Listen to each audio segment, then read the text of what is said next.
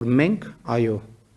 2018, 19, 20, 21, 22, 23, 24 թվականներին ցուցաբերել ենք մեր ժողովրդի կողմից մեզ պատվիրակված առաջնորդական պարտականությունները եւ կանխորոշված աղետաբեր ճանապարհից դուրս ենք բերել մեր երկիրը, նախ կանգ ենք առել եւ դուրս ենք բերել մեր երկիրը, ներառյալ Ղարաբաղյան շարժումը չշարունակելու վճռական որոշմամբ եւ կամքով եւ մեր երկիրը հասցրել ենք խաղաղ հանգրվանի։ Սիրելի հայրենակիցներ, Նիկոլ Փաշինյանի խոսքում կա ակնհայտ կեղծիք։ Այո, մենք բոլորս արձանագրել ենք, որ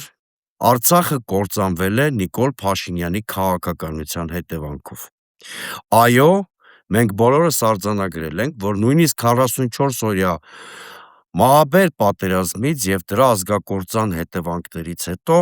եթե Հայաստանում լիներ ողջամիտ իշխանություն, եթե չվերարտադրվեր 2021 թվականին Նիկոլ Փաշինյանի իշխանությունը, հնարավոր էր պահպանել Ղարաբաղի հայկականությունը։ Դրա համար ընդամենը պետք էր հավատարիմ մնալ նոյեմբերի 9-ի եռակողմ հայտարարության դրույթներին, սառեցնել Լեռնային Ղարաբաղի կարգավիճակի հարցը, այսինքն դա թողել հետոյին, եւ ամեն ինչ անել Ղարաբաղի սուբյեկտությունն ու հայկականությունը ապահովելու համար։ Նիկոլ Փաշինյանը վարվել է ճիշտ հակառակ տրամաբանությամբ։ Հիմա դարձյալ չհիշեցնեմ 2022 թվականի հոկտեմբերի 6-ի նրա մյուս քայլերի մասին, ի վերջո նա խոստովանել է, որ միտումնավոր է գնացել Լեռնային Ղարաբաղի կամ Արցախի զոհաբերմանը իր բնութագրմամբ, իբրև թե Հայաստանի Հանրապետությունը փրկելու նպատակով։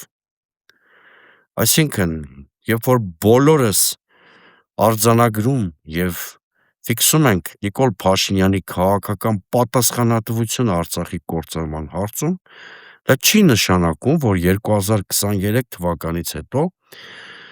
Հայաստանի ընդդիմադիր սեգմենտում կան ուժեր, ամենայն դեպս ազդեցիկ ուժերի մասին է խոսքը, որոնք մտադիր են շարունակել Ղարաբաղյան շարժում։